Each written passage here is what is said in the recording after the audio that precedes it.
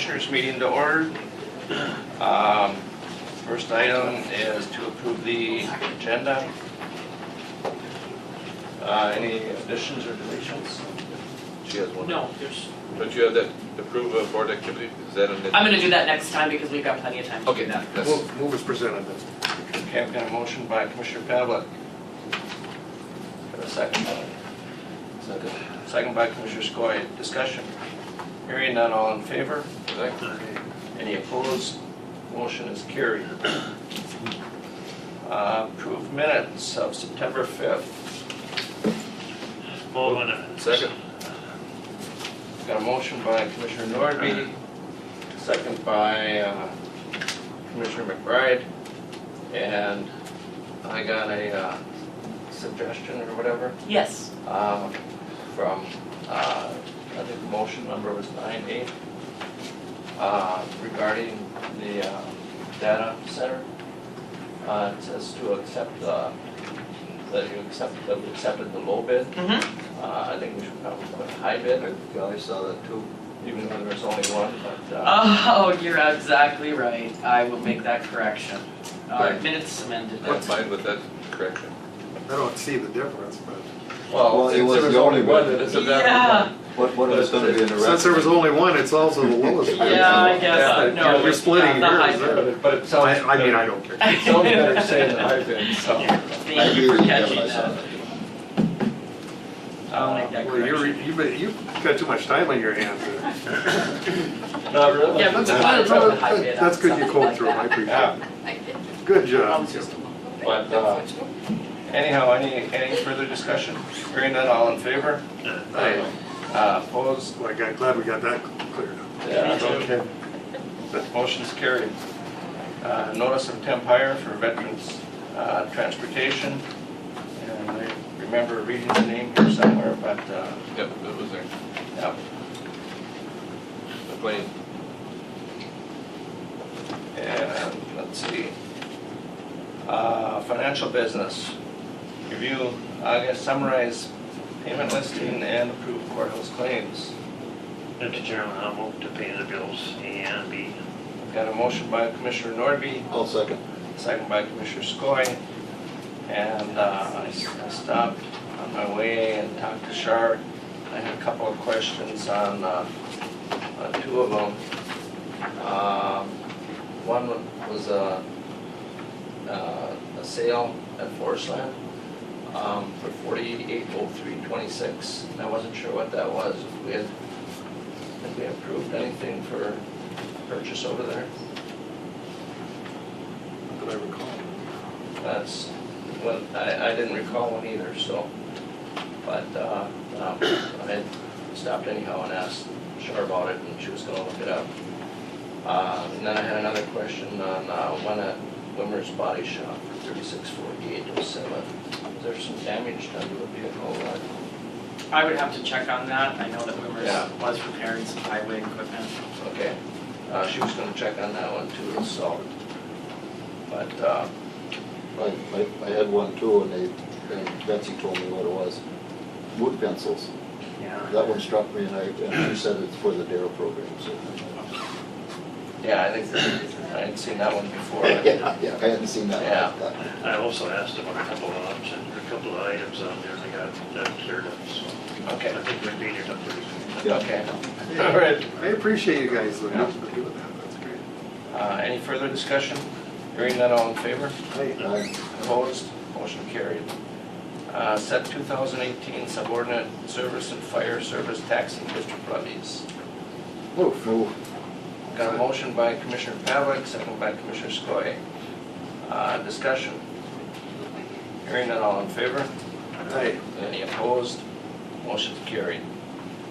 Approve 2018 to 2020 medical examiner services agreement. Oh, Motion by Commissioner McBride. who is that the guy? other guy. Yeah. Second. Second by Commissioner Pavlik. We have no choice, can we, on this? Yeah. Discussion. Hearing none, all in favor? Aye. Any opposed? Motion carried.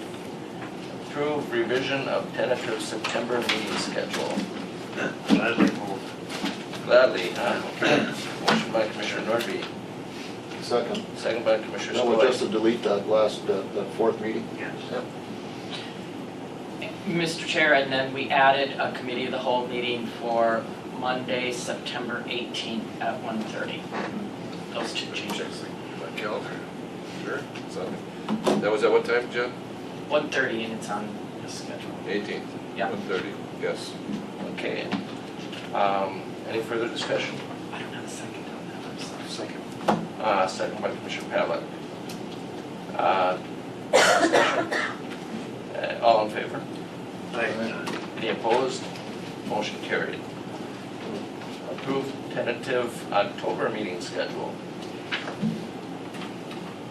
Move. Motion by Commissioner Skoye, Jen was going to be there this year for a hearing. Second. He Second was by- here, but Well, second by Nordby. do the budget. I just did the budget. he does not have to be here for that other contract. Any further discussion? Hearing none, all in favor? Aye. Opposed? Motion carried. Sheriff business. The sheriff was here, it's He was just, and then he left, maybe he had an appointment, but this is for a contract to convert the data from the Shield database into the new records management software they purchased. Total cost for the extraction is $60,310 to be split between Cook, Carlton, Lake, Koochiching, and Pine counties. Koochiching's cost is $12,062.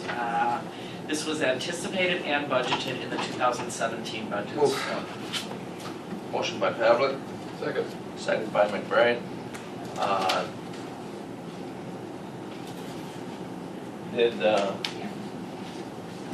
Did Jackie have anything to do with this, or? I don't know.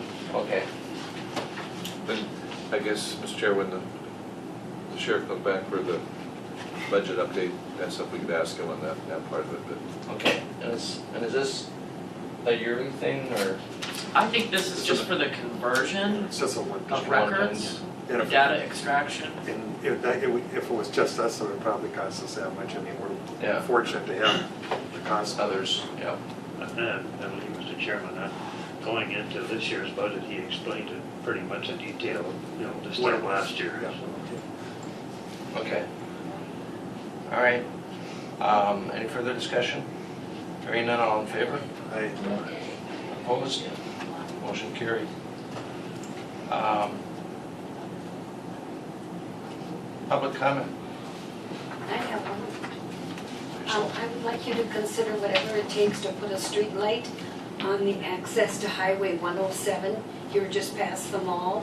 When you try to turn onto 107 after dark, you're coming past Menards, and 107 goes east right across town. It's impossible to find that turnoff after dark. I use that real often, and I pull into somebody's driveway. I try to drive into a ditch. During the daytime, it's wonderful, but after dark, it's impossible to find that new turnoff on 107.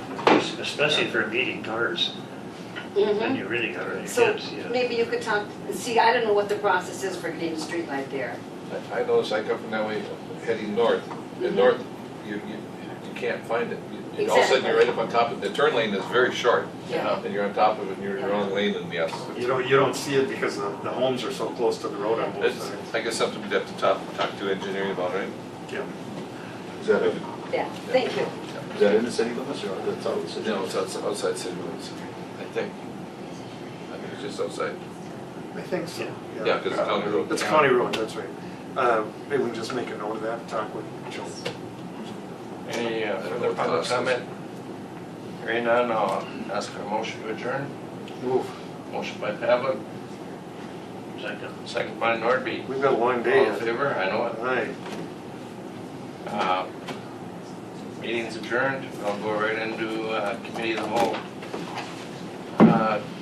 Cooch County Housing and Redevelopment Authority. Well, there. Howdy. They're back.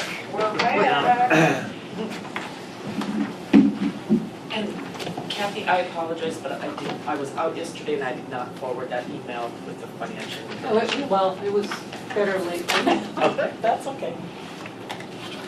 We've got papers for. You must know these guys, huh, Wayne? Oh, yes. We're neighbors, Yeah. Is he a good neighbor? pretty much. Do you have one, Jen? Sheldon's gonna taught me how to turn the computer on. No, he just comes over, helps me shut it off. I need help too. Okay, You have one more? yes.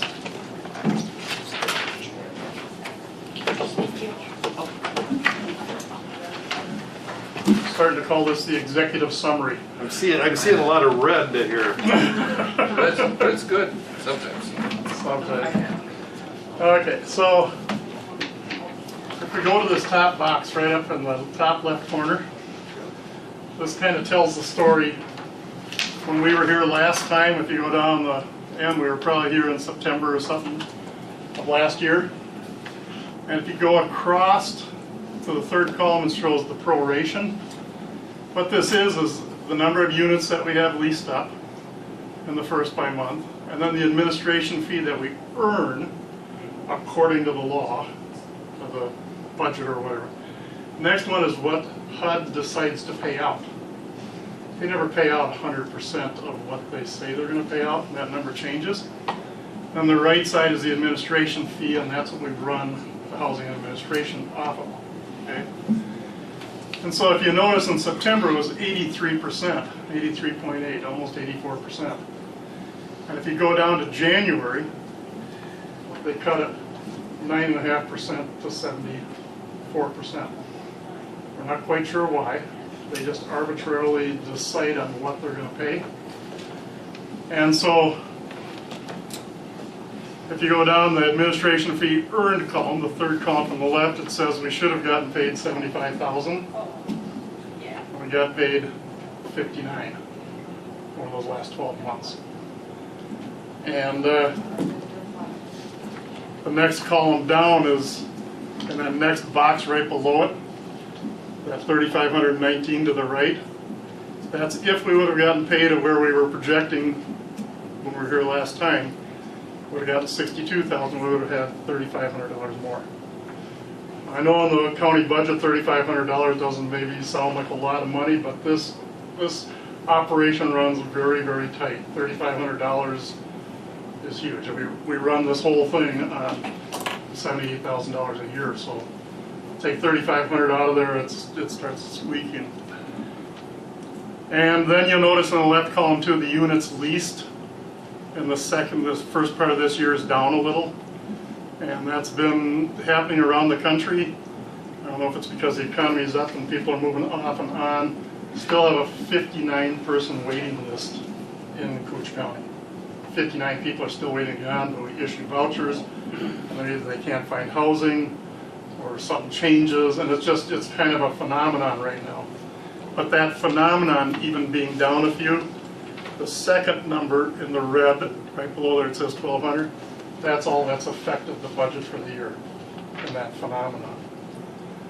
And so those two things together have taken us down about $4,700 for the year. And then if you go over to the box, the projected 2017 box, the bottom left corner, shows the administration fees that we've earned. I'm kind of mixing apples and apples here. I'm taking the last 12 months and I'm using the calendar year 2017. But it comes out in the wash. And then you gave us a county grant of $11,250. Remember, we were talking 15, but we said let's just cut it through September because in September they had done rulemaking to change the way they funded the HUDs, all these organizations. That vanished. And I think the problem is that when it got down to it, some of the big states on both coasts are getting overpaid. Most of the organizations in the middle of the country are getting underpaid. And on the committee that had to do that reorganization, reassociate, or what do you want to call it, when they reorganized the money, I think it just got squashed right there because there wasn't votes to take money away from the big states or the big organizations and give it to us.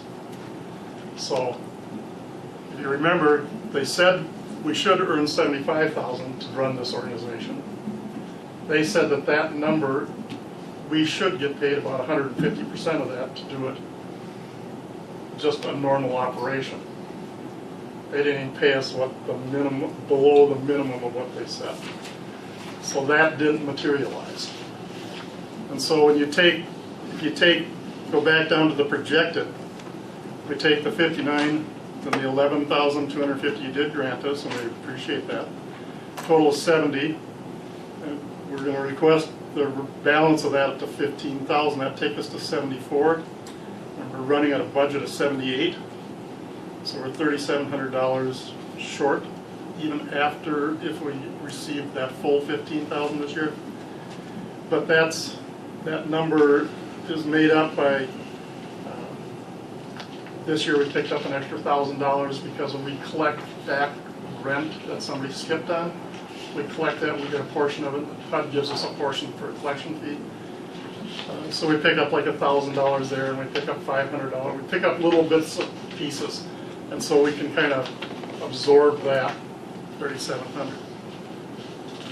And then going forward to the next year, if you go to the right column, it says projected 2018. They did come back. We have a letter from them that says, I'll just read it to you because this is how we function with them. The department continues to seek additional funding for recaptures and carryover funds that could be reprogrammed to the administration fee account to increase the national proration per the provisions of the Appropriations Act of 2017. At this point, HUD has reprogrammed available carryovers to 77% through June of 2017. We got that in September. So they're telling us what they're going to change the fees for last 6 months after the 6 months are over. All we have to function on right now, the only projection is 77% for next year. Of course, the federal government runs on that fiscal year, September to September, so that always throws us on. Yeah, but they're telling us now what they're going to do for the first 6 months of the year. Right. So, I don't know, it drives me crazy. It doesn't, I come out of business, I like business a little bit more organized than the government is. Yeah. So I took the 2018 and I ran it at 77%, because that's the only number that we can hang our hat on right now. If they increase it or decrease it, I'm not sure what we'd do. So that would give us a $57,000 earned fees. Projected expenses, right now we run at a very efficient organization. There is very little, if any, fat in it at all. I mean, this 78,000 does include like some maintaining equipment and upgrading some equipment and that, and it has some of that in it, but that's about the only where we could really squeeze. And we'd have a shortfall next year of $20,000. And so we would request $20,000. But, let me go back, there is a good note in all of this. The last time we were here, you were requesting that we keep searching out other sources of funding. And Kathy will tell you, we have found one that could add $4,000 to $6,000 to our revenue, but it won't happen until probably 2000. It'll happen in 2018, but cash will come in 2019. That's the Bridges program, and we may have talked about it last time we were here, but it's something we can only apply for every 2 years. And I believe the application deadline would be late spring, early summer next, 2018. And I've been talking with, I don't remember names, but the Servants of Shelter program has actually contacted me to see if I would handle the vouchers, which for the Bridges program for the Servants of Shelter units, which if you're familiar with them, they're trying to have accumulated 3 units, I think, and are looking for more. So You're talking about Cynthia? no, it was the name Somebody started with else? an A. Oh, okay. Maybe it's. I've talked to her twice. But Ariana Daniels. yes, Ariana. That's right. Sorry. Yeah, thank you. That's right. I was thinking that was it, but I didn't. Okay, Ariana. And so I definitely said yes, we'd be interested in that. And any of those funds, they all come in that 4,000 to 6,000. Depends on how many vouchers it would be like between 6 and 10, I think, that we could probably get. And would help the community, that's for sure. It serves a particular group of very low-income people with mental illness issues. So I don't have any doubt that we probably would qualify for that. So I look forward to adding that to our program. So how that works is they need units. Once the program is in place, then we can fund those units. And then they can start expanding and taking care of more people because we'd be like a backdoor funding to them because we fund the housing. They still have to fund those mental health aspects of it and all that. But it would increase the funding for that in this community or in the county. So, is that a brief enough executive report? There's two numbers you guys always want to know. The bottom line is the one because nothing changed with the feds, and I'm not sure, I don't know what environment we're in right now with that. I just don't know.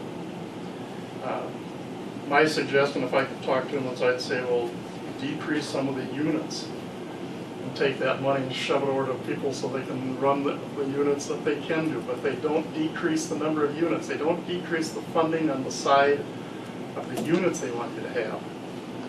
You know, they want you to keep those units up. They take the money out of the administration every time there's a cut. Okay. So, go ahead. You know, I have, just like we did last time, I have no problem helping you out, but those are, you know, individual needs. What we're looking at here nowadays is we're funding it to a portion to make up the shortfall. And once we start doing that, I mean, you know, if I'm the federal people, I'd say, hey, that local government would be picking this up. Why would we bring the rates back to where they should be, or even keep up with them? It's just my fear, human nature being what it is, and understanding the government at the federal level, you know, over the years I've been doing this, you know, they think that way. So I just throw that out there. Certainly it's a good program, much needed. You know, I'm the chairman of the Regional Mental Health Board, and I know what you're talking about when it comes to housing for people with those issues. You know, without some sort of subsidy, people are not going to rent to them. It's that simple, and so they're really locked into a small area where they can find housing, and you guys are going to be one, you know, the main gatekeeper for that. So. And a part of this is to continue to look for like bridges programs. I mean, there are things that they're slow to get a hold of. So this is not the ideal thing for this housing authority. When we talk to other ones, just to remind you, when we talk to other small housing authorities, how they do it, either their counties are helping them or they have a tax levy.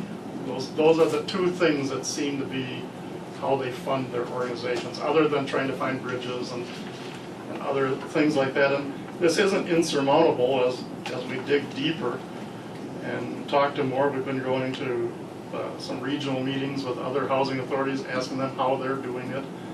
Some of them are getting into some unique funding with apartment buildings and that, but they're a lot more complicated, and they're not just straightforward. It's now you're into funding and your mortgages and all kinds of different things that take, every time you do that, it takes a bigger organization to run what you're doing. And so, but there does seem to be ways to do it. It'll be a slow process to get back out of this. And to be truthful, I get frustrated with the government a lot. I mean, because they come in and they demand everything to be done, but they don't want to fund it. And I don't know how else to say that to you guys. I mean, you guys are probably more aware of that than I am at a lot of different levels. And so, especially you coming from a business background, no business can survive operating the way it's no. You just look at it and say this thing's going to go bankrupt. Well, then what you have to do is you have to have some external source of funding. So. The other question I would have, and I mean, I know it's not one you can answer, but with all the flooding and the huge demand that's gonna be for federal dollars for relief. I wonder how that's gonna affect programs like this, or if it will at all. Remains to be seen. I don't know. We'll be funding the government for 3 months. Yeah. Again. Commissioner Frank. I just to clear this up, now your request in 15, or in 17 was for 15,000, we cut it to 11,000, is that was correct? Yeah, we did that because we thought in September there were gonna be a change. And you came back in September, we never put that $3,700 back in there, did we? Take it up to 15. We did not, No. we did not bring it up to 15. No. What you funded us this year is 11,250. 11,000. Yeah. So there's two requests. One is that we fund that last 3750 because there's no change for this year. And then request for 20 for next year. And if that number changes, we will let you know, and we'll take it. I can tell you came from a business background because you give us something that's easy to understand. And Well- if it's coming from the government, we'd never figure Yeah. out. I sat enough Very meetings quick. trying to figure out what people are talking about. I gotta make it so I understand. This is my background, is financial. I was a financial consultant. We appreciate that. So. Little, Mr. Chair, a little example is I was in there one day and Kathy mentioned, I don't know, maybe we talked about it last year also, but what does the city of Northland charge you for rent in here? $180 For, my for, space, and that's the utilities and everything, it's just that office. This My office organization is runs $180. efficiently. and HUD asked her to not pay the city to have them reduce the rent. Yeah. And they're sitting in these offices in the metro area asking, I mean, now that is, to me, just shows how, Out of touch. yeah, how out of touch they are, and it shows to me that they got their nest and they don't want you to. Infringe. Yeah. I think when they say that, that's probably a common statement to make. Well, because if you're paying, $8,000 in rent or somewhere, then well, maybe you can cut that to 6 or something like that. But if you're 180, there's a whole lot of. There's not much you can cut from that. And if you do cut it, what does it do to your overall budget? It's Yeah. not a. And like you said, that's for electricity and heat and everything, and water and, Right. I just guess, your request for 3,700, that would have to go back to board request, board action, so, and we put that on next time, the board discuss whether, they're gonna fund it for the rest of the year. And then your 20,000 for next year will go into the budget requests, and as we go through all that grant, and who knows, we may have you back again.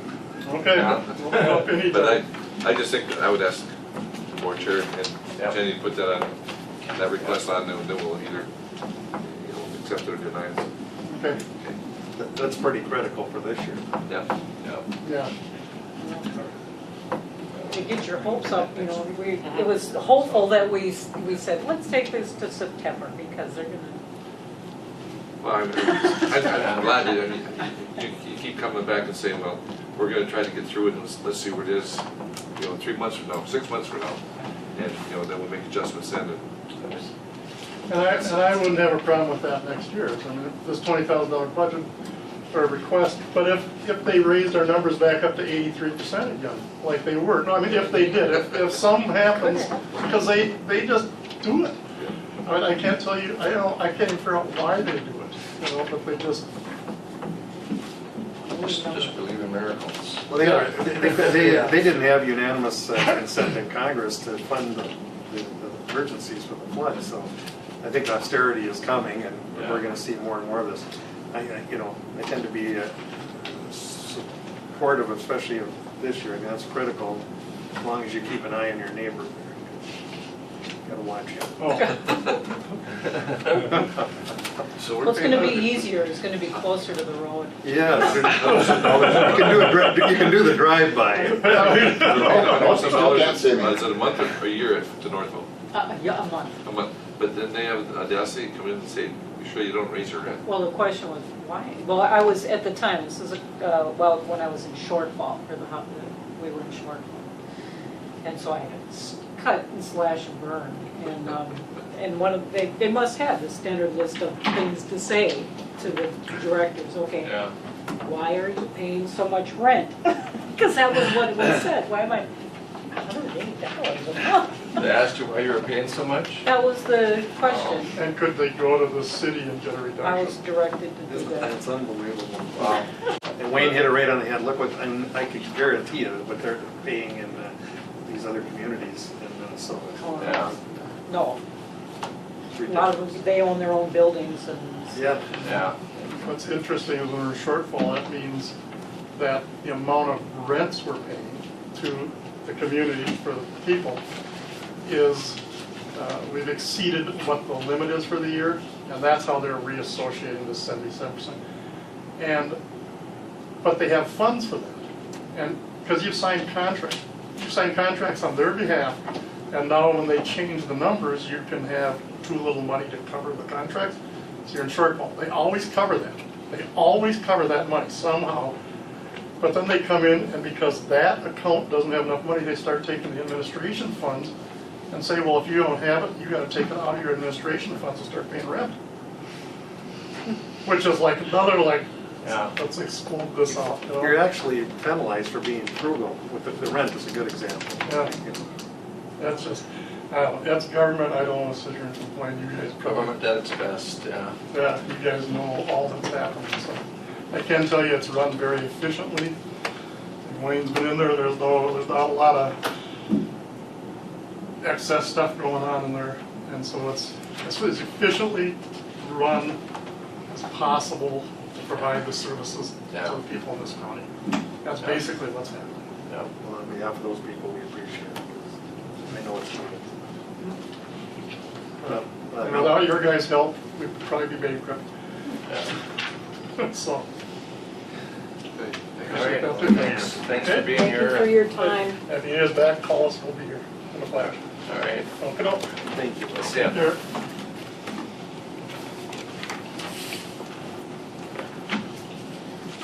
Sheriff.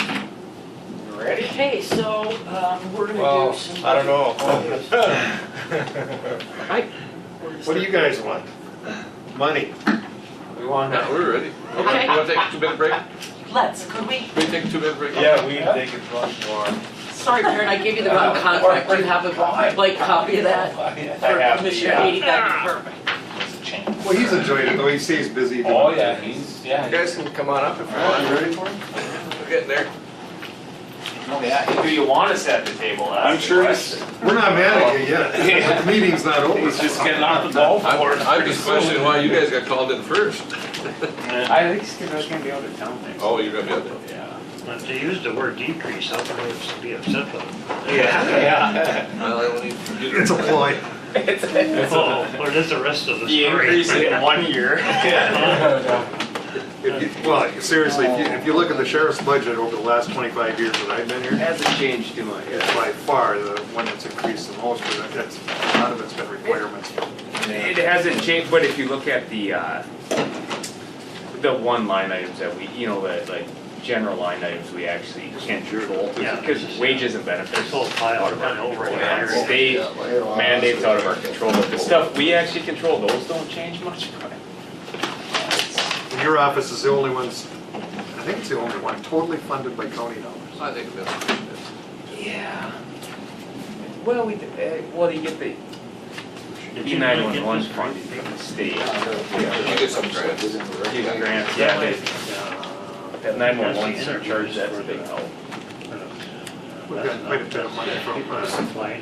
for voting, or Oh, water. That gives us enough stuff that we can So far, I got officers and running it. Are they fully funded, or you know, there's all this stuff you end up. You have another one of these great big. You know, I don't have another big one, I have a small one if somebody would The only like ones we to, pay for. Well, what it is I, Well, I caveat left there is yesterday. part-timers, because part-timers have no benefit, That was in there. so we Oh, provide them. okay. all Maybe the Wade would give up his benefits they big need, copy but and- If you look at some of our part-timers, I'm just looking at Smaller offered all copy? hands, and I'm like, we need to get you something made, that's probably working them for 3 years. For that, okay, I thought that this was something. That's the interview. That's, okay, so there's the big copies, and we're starting with the sheriffs, that's, It just means I'll have to wear my glasses, Wayne. Yeah. Look at, not to say that Teresa did. They don't do me much, She's I got a don't know big what they'll number. do. Yeah, yeah, I got the big numbers too. Makes them look worse. Yeah, that's kinda. I think Teresa used to give it to us in these small numbers so we wouldn't be in shock. Well, Well, you couldn't see them. you know, I did have to do big numbers anyway, so I thought, well, we might as well all get the copies of the big numbers. It is And nice. it Yeah. helps That for bigger me print too. is nice. It is nice, there's. Of course, we're kind of an older crowd. Some of you guys.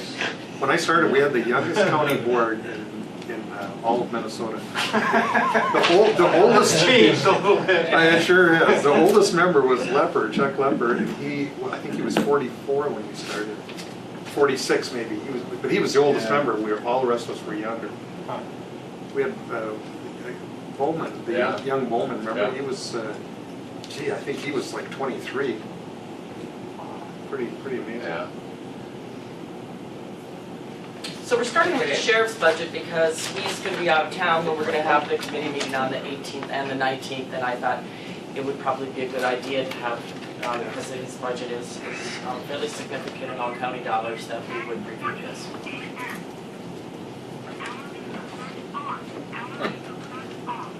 Go ahead, sorry about that. Well, where do we start here? What do you wanna know? What's the bottom What's it line? gonna cost us? I think the bottom line, if our numbers are right, Jenny, I think the bottom line is a decrease of 24,000 over last year, is that, That's Number- correct. if I'm reading this correct? However, you had talked about that line item where we're, Yes, that, and I apologize, I don't have that in front of me, but, if we look at, what is it, at 6666 capital outlay computer electronic software, that is our big Zerker project that we're in the middle of. The problem that we're running into is we budgeted, about 140,000, 115 out of our general budget and 25 out of the 911 budget. The problem is with the dates on there, we paid approximately 70% of what we're gonna owe them, but we don't owe the rest until we go live, and that's not gonna be till March. So what we budgeted this year, we're gonna have to carry a certain amount over to next year to cover that cost. And I think it's right about in that $25,000 range. So that essentially wipes out that decrease. I mean, if you look, in one essence, we're decreasing what we spend this year, but we're spending it next year, so I don't know how you. Well, but the net is there's no increase then, I guess. The net, there shouldn't be an increase. I mean, the only increase would be what we're not spending this year, but bringing over to next year. Carry over. Well, I don't know if there's If much. that makes sense. I don't know if there's much to talk about as long as you're holding it in line, I mean. I don't know, I mean, if anyone has any particular questions or any. I guess I would just, maybe the concerns that Jen has. Yeah, if there's any. so, so I get a better idea of this, so last year you had 115,000 budgeted for that software, Yep. for the MDCs and associated equipment. That was, see, that was a different. Finish equipment, all squads. Well, see, and that, I guess that's for last year's 150, or this year's 115,000 just for the software. I Okay. wasn't sure where to put because we're purchasing So this computers, so I budgeted that for. Completely different. It's a different item, yeah. Okay. I wasn't sure where to put that. In fact, Alright. because last year Teresa had put those, or for 17, Teresa had put the computers we were purchasing for our squad, she had put that in squad equipment, which kind of makes sense. Okay. But then it's also a capital outlay item that, because it's independent, it doesn't necessarily stay in the squad, like say deputies down south, they're gonna at one moment be typing in their car, the next moment they're gonna take that computer out, so I don't know if that's an accurate reflection, that always have it Okay. coming out of the vehicle budget, And I can check with our auditors too to see what the best, category to put that in, because it's, but the software, it looks like it was sent in there. So we had 115 budgeted. I know that there's been more paid year to date than the 21,000 you said. You thought about 75% of it was paid. because we're going off of the, I just crunched the numbers we have, that's the problem with, sometimes the way we do our billing, we've submitted those bills, but they haven't been paid yet. Okay, So I crunched those numbers back in my office. I know we have an outstanding bill for about 33,000 or something like that.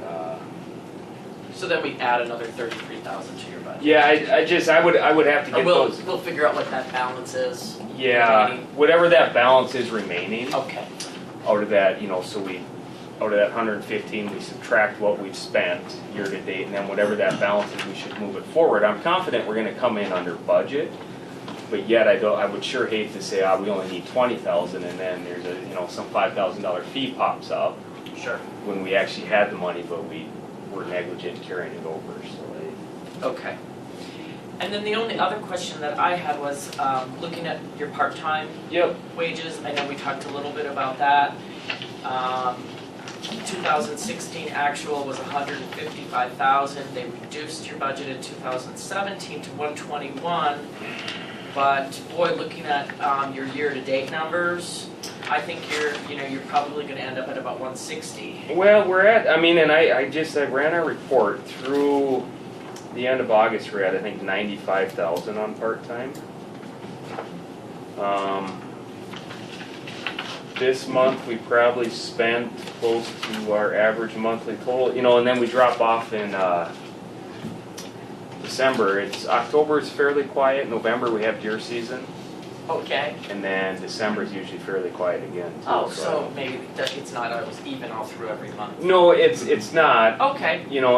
But the part-time budget's, it's impacted by, there's a lot of different things, but obviously the number of people that we have in jail, that's a huge impact, because our part-time budget not only encompasses the deputies, but that's for the correctional staff upstairs. So the more people we have in jail, the more correctional staff we're calling in, the more time we're spending in court, the more time we're spending transporting these people either to prison or mental health facilities or wherever else. So it's just basically that. You look at our jail roster, and if we got 26 people, our part-time's going to be high, and our medical's going to be high, and our meals are going to be high. That's Your part-time then includes drivers, transport. the only drivers it doesn't include are Chuck. For mental health transport. Yeah, Dwayne Nelson and whoever else we have doing that. But the vast majority of our transports now, we don't use those guys to do any more prison transports. We had an incident a couple years ago that we just decided it's best to use part-time deputies to I transport. just think that makes sense. I think we just set ourselves up so much liability. Yeah. Should give prison transport. So we use Chuck, Dwayne, and whoever. Rich. They do primarily our juvenile transports and our mental health transports. Okay. The only time we ever use a deputy for a mental health transport or a juvenile is if we can't find anyone else to take them. Northland's just gearing up out here now in the new facility, and I'm hoping that's gonna reduce some of the transports. Because It has, we're down, You can see it already, yeah, we're down a fair amount, I think. from The this judge one just last year. waved when he went by and stuff, so Yep. I know he's played a big role, and then he's been able to get what's her name, the DIS referrals, I can't think of her name right now, but as long as they have a better facility now, that was one of the issues. Are they running out there now? Yeah, they're going, so, they got, they haven't got everything completely together yet, but it's, in fact, we gotta get out there for we're gonna have a little opening there. Yeah, we should. Certainly you guys would be invited. I think the last time I checked, our miles traveled, year-to-date compared to last year, are about 20,000 less.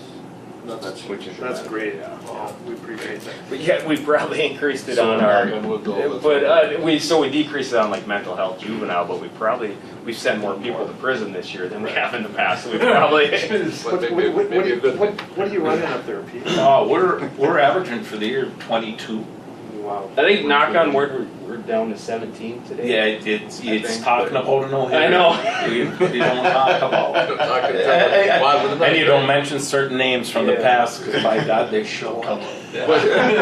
We used to do the budgets, and Oh, it's a long time ago, it's- but we'd run 10. Oh, yeah, since I started, our average population is probably 4 times, See, that's- or for 5, That's where a 3 lot of times. the increased It used to be expenses. 10, and they were a different type of 10. too. Yeah. You know, we have 26, 22, but they're, you know, harder core criminals. More involved with the court system. And really our, in fact, our medical expense is huge. Yeah. That's what I was just gonna ask Yep, on and the that's- first page, that, Yeah. you know, Yeah. you budgeted 6,017 and we're already at 12,000 something, so you. We're at, I think, actually 17, if we go to the end of August. Really? Yeah, and that's gonna go up because we just paid another couple. So, bills. so you're proposing Yeah, just- yeah. 15,000, which is a $9,000 increase, but then it says, review the canteen, we can't support that with the canteen. Cannot. Can we use some of the canteen funds? That's one of the things that Teresa mentioned. There's like 34,000 in the canteen fund right now as a balance, fund balance. You and can't use it for medical. Use it. What can you use For, it but, for? technically, a canteen fund is used for, it's to benefit the inmates, you know, programming, stuff like that.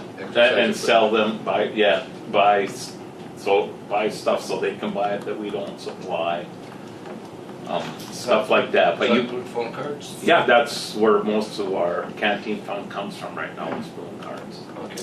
And it's supposed to be stuff like that, medical equipment, you cannot, and technically it's, and they can't pay for any of it themselves until they've been convicted, you know, but we can't use canteen for medical funds, that isn't used. Okay. And seeing as she's not there, we might be running the line sometimes what we use it for now, you know, technically, but it's for benefits like that program. Once they're convicted, you'd think we could go back then and collect. You can, but I just read it and it's only since, not before they're convicted, since they're convicted, so say they stay here for 7 days until they transport it, those are the days that because I just read something a while back from that decision, because we try and collect, and as a matter of fact, someone was upset here a couple weeks ago because I got our $35 from 3 years ago.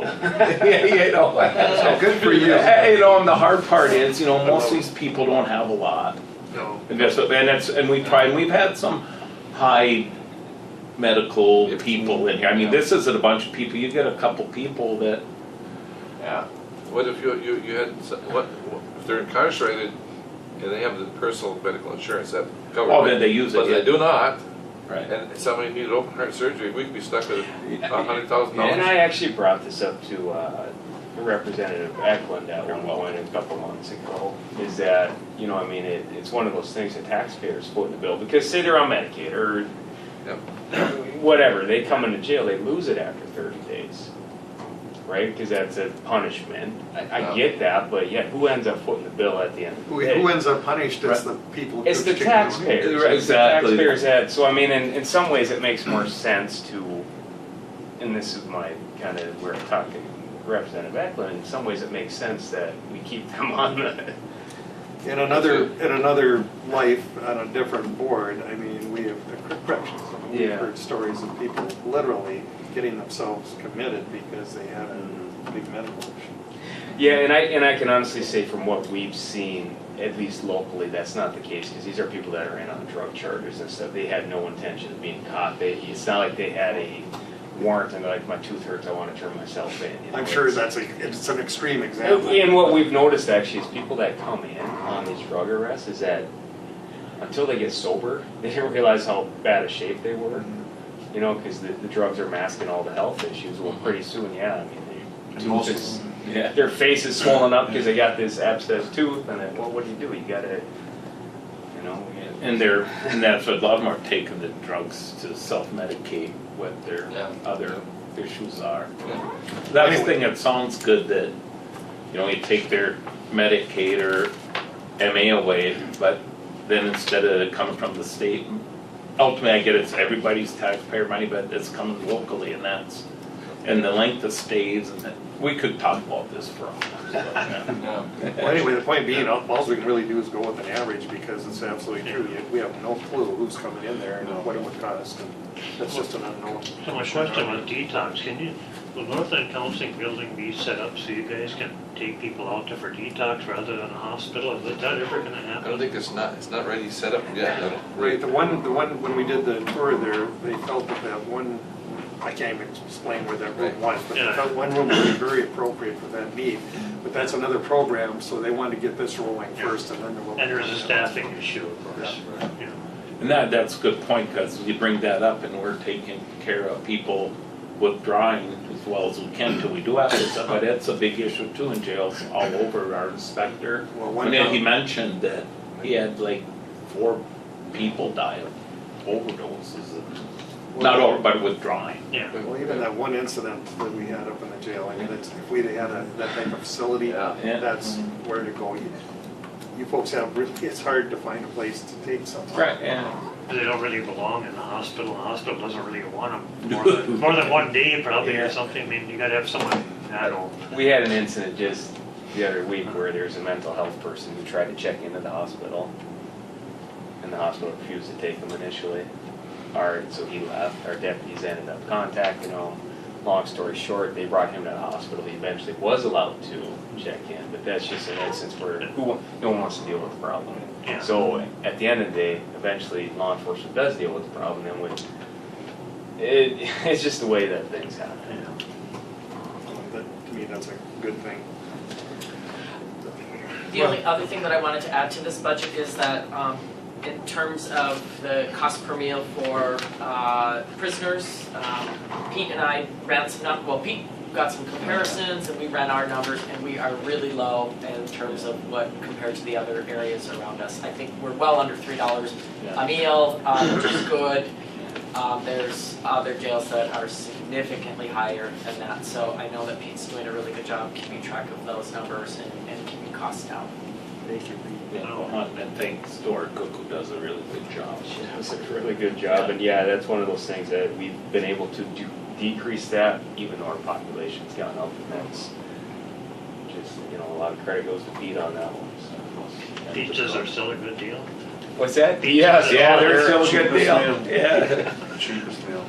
And then, so basically this budget is you're just gonna give me the update on that one item, and otherwise it's, we'll probably do a final review again, but Yeah, and in if terms anyone, of this budget, it's pretty much good to go is where we're at. and if anyone has any questions, if you review it, I'm sure there will be questions.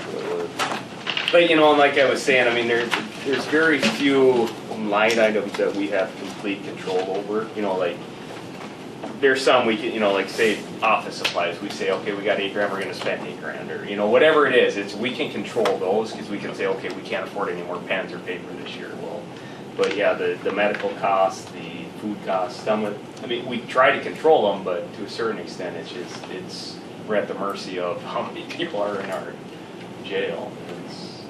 How's your fleet? Fleet is good. We just last week I ordered $6,500 worth of tires, and it was all paid for through the Stone Guard grant. So I got those tires. I basically got a year's worth of tires for free. Put you on motorcycles for the summer, we'll save them, yeah. But credit to John. John's done a lot of work on that too, as far as our vehicle maintenance, to see where, like the Stone Gardens, to move some monies around there and say, hey, we can purchase, a year's worth of tires, because we're burning them by Stone Guard patrolling, so This will be the second or third year that we haven't paid for tires for a squad. Yeah, that's terrific. Yeah. So 2 new squads a year is kind of the normal thing. That's in that, we find that we usually get rid of them around that 115, 120 range, which we're still getting good value on our trade-ins. Really good value. Yeah. We think it's sustainable. I would argue that you're gonna be hard pressed to find a better model out there. We've looked to see if it makes more sense to hang on to them longer or get rid of them sooner, but this is, With Dodge's fleet package, essentially, you go through the list, like I go through the list with Whirlies of the options I want. At the bottom line, they knock off $10,000. just We're from, not gonna find a better option for. from conversations with the chief, they run both the SUV and it actually costs them more to replace 2 squads substantially than it does for us, but they try to run theirs a little bit longer. They're running the cars, which don't hold the value that the trucks do. I think on that manufacturer's, it's probably a good business model, because it gets their vehicles out there. So, they're benefiting too, I think. So they're essentially doing what Ford did the Crown Victoria for years. Yeah. You make it so reasonable that people, It's gonna be the vehicle out there. that's gonna happen, that's what they have to go with. It's a no-brainer. Well, just- Interesting. I'm sure they're making a little money, but I can't imagine making much. Yeah. First Jeeps are selling big. Now, just one quick question then, the vehicle maintenance, do we have a contract with like Jerry, or do we take our vehicles to Worthy, or do we move it around, or just? No real contract, nothing in writing. We had some issues with Borderland before, and I just found that when Jerry gets us in, a lot of times just, I call him and, yep, bring it over right now. Also, there's a lot of things that. Which Jerry? Jerry Carlson. Yeah. There's things that with Jerry, there's been times where I've needed a battery replaced. He'll take the 15, 20 minutes to replace the battery, doesn't charge us a thing. If I need a vehicle scanned, we have an error code, something like that, he'll put on a scanner, what do I owe you? Nothing, get out of here. He's really good though. He's just been really easy to work with. And it kind of depends on the nature of the work. There's some stuff that only Worleys can do. Yeah, because I've seen, we've seen vehicles Yeah. at Worthy's, we've seen parked at Jerry's. Over at Randy's, that's who we go to for our tires. Randy's good. Is Cockelman still in business? I think he just does exhaust. There's exhaust. I know Jerry sends people over to Jerry Cockelman, that's why it's. And of course, our southern guys utilize the north home down there for their maintenance. Those guys with the southern accent? Yeah. They got that Itasca accent. Well, no, we won't go into that. Because they're a ways away from the southern. Most of the, I would say 75% of our maintenance goes through Carlson's office. Well, you guys made me feel better. I hope all the departments come in. We try to do our Although I homework. do want to Yeah. add that our budget is not balanced yet, Right. we are still in a deficit, and so, at some point we may say, hey, can you look at some maybe line items and tune up, maybe some supplies or things like that, if there's any room, but we're not ready for that yet, but it may be coming. Yeah. No, I completely understand, and that's where, we would come back with, some numbers, and there's some things, we could say, like border prisoners, we could cut from there, but if we get 30 people in jail, so Right. but yeah, we're definitely, when we try to do our homework beforehand and look at the line items historically, where we've been, and, do we need this, do we not need that? We'd rather have it realistic, so we've got something to start from. Yeah. As long as they're here, did you want to ask them about the item we talked about when they weren't here? Is that the Equivon contract? Yeah. Yeah. Do we have any more questions? The question was, is that an ongoing? No. No, it's not. I didn't think it was. One-time fee, because currently we use, we're in the consortium with Duluth, St. Louis, so we're using the Equivon. They hold the data, but it's Shield, that's our database. So that's where leaving Shield, we're going to Zerker. So essentially they're making us pay a ransom fee to get our data from them. Lake County, they kind of spearheaded this as far as doing all the negotiations with Equivon. Their county attorney's been heavily involved, and this is the best that they came up with, so we're splitting the cost evenly between the 5 counties. It's a one-time fee. Was not an ongoing? No, this is Equivon. We're just, once we get our data in whatever form it comes in, I know what you're saying. then we'll get that. We'll provide that to Zerker. Zerker will put it in our new system, and hopefully that data looks good in our new system. Then you have to pay a user fee for that system. Well, then with Zerker, then ongoing, there's it is an annual maintenance fee, but we're actually saving substantially by going to Zerker than we would overstaying with our existing We partner. transfer that information over, we might end up like you probably had with our auditor. Oh, God, yeah, I've seen some. Pete's lived through a few things where. I started with paper, so yes, I've seen it. And we fully expect that our data, just could be some issue. It's not gonna be perfect, but we're gonna have a substantial amount of our names, addresses, stuff like that will benefit us in our existing system. I think what really happened on that bigger scale is that the state allowed counties to use a private auditor, but the state auditor who was elected doesn't, clearly doesn't like that. There's political games. Does the budget include the new negotiations that are coming up? Is there money in there for? I don't, That is in contingency. So all of this, all of these budgets that are presented reflect current wages through the 2017 contract. And then in our contingency, which I'll review with you, we've got money for You've got negotiations. everything sitting there. Yep, and then as those contracts get settled, we'll, a lot, Right back into it again, too. we'll change your budget numbers for payroll. Now, I don't know if you usually typically go through your O2 funds, your other, like emergency management, about water, I provided this information. Yeah, we typically don't, just because those are grant funds. Yeah, And they are. it's hard because some of those, we don't even know what we're getting until we get it. Okay. Boat and water would be that one fund that you have on here that, it's based upon, like, say, next year's numbers will be based upon this year's activity. So I think last year we had a real active guy out there, so we got more money this year. So who knows what next year's. Okay. Today I just put into the Somerville grant, they give you a And it's projection of what like your minimum would be. Obviously, you have several, probably 2/3 of our state doesn't give you snow, so they don't even put in for the grant. So, the projected would only get like 3,000, but it'll be quite higher than that, I'm certain, so. And I think, like the boat and water dare, I think those are just best guesses of what we are gonna get, and those are all grant dollars, so if we don't get that budget, it changes, we don't spend it. So I think what else do we have on here? We have, Well, I also did the ATV grant today, that came out, 2-year grant, 15,000 something for each year, on the ATV grant, so. We still And again, never- That's all based on registration. We still haven't had any real problems then with the ATVs on county roads? I don't, not really. every now and then we come up with an issue, Kevin, but not often. It's really, There was so much fear when we Yeah. made that decision that, wasn't gonna work. But, there's been a few other counties that did the same thing we Was did. it Roseau County was first, and then I think we were second, then so many other counties have followed behind us. Yeah. And the big fear was they were just gonna be everywhere, but I just believe it gives people access to.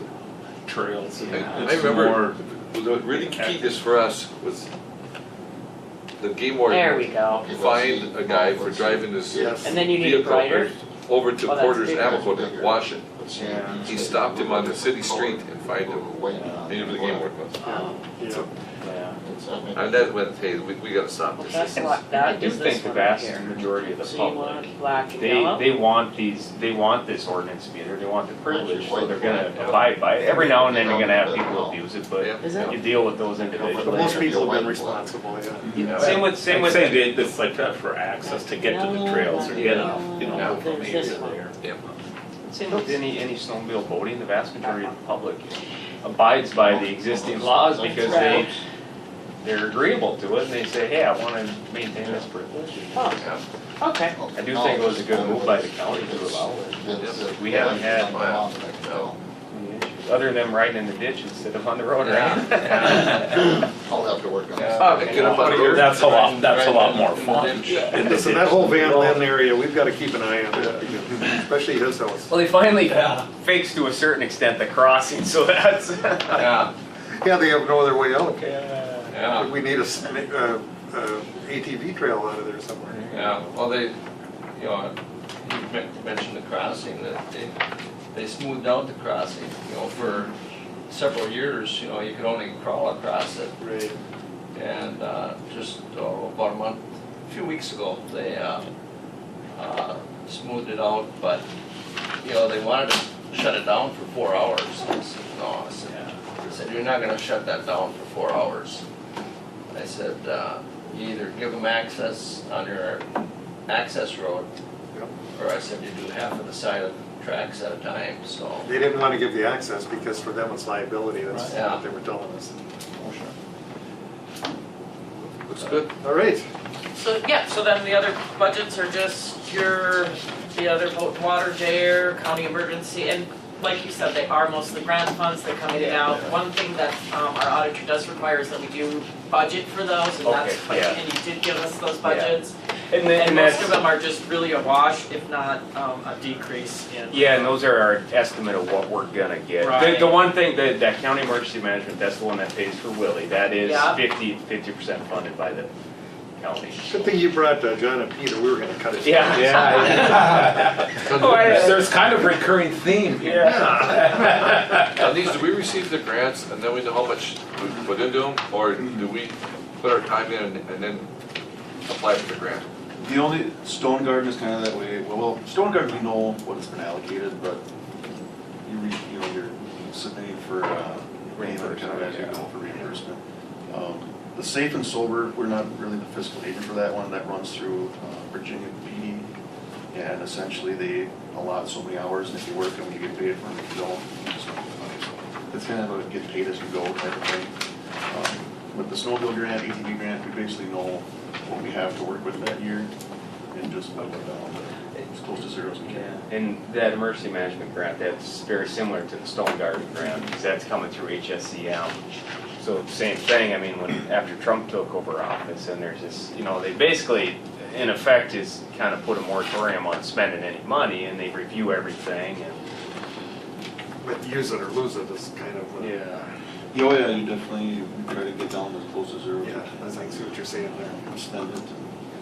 And, we've been lucky there too, where we've, off these grants, we've gotten basically four-wheelers, snowmobiles for free. That the taxpayers here would have got to pay for with Correct. roads.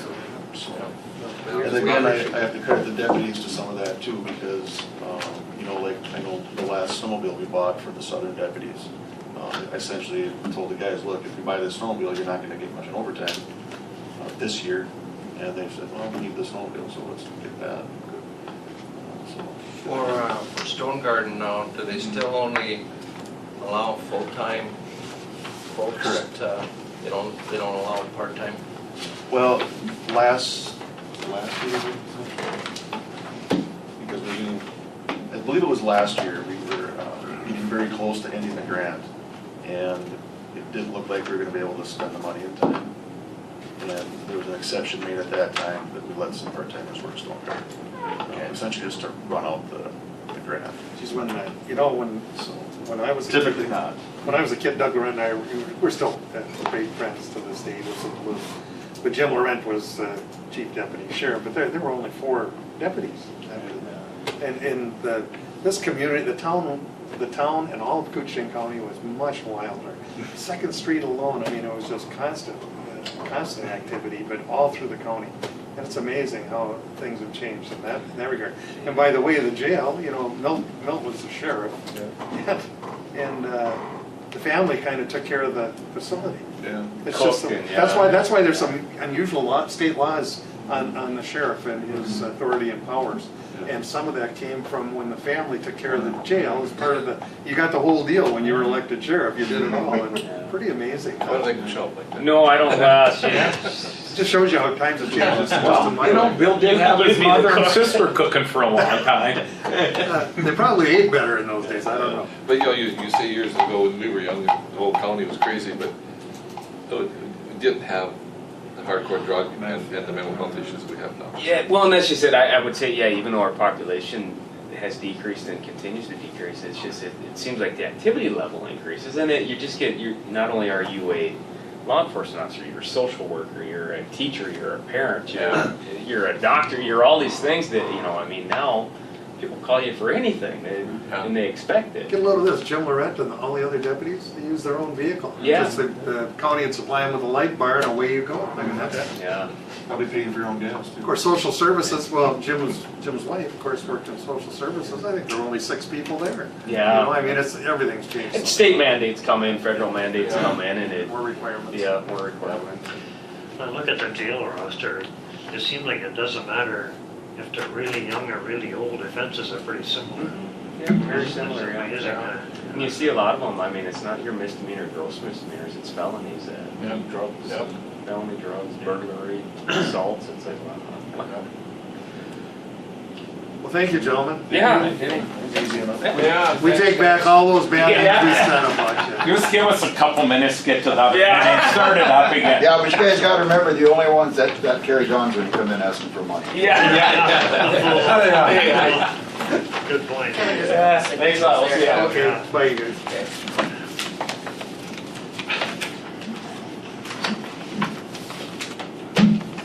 So if we can, spend the rest of the time.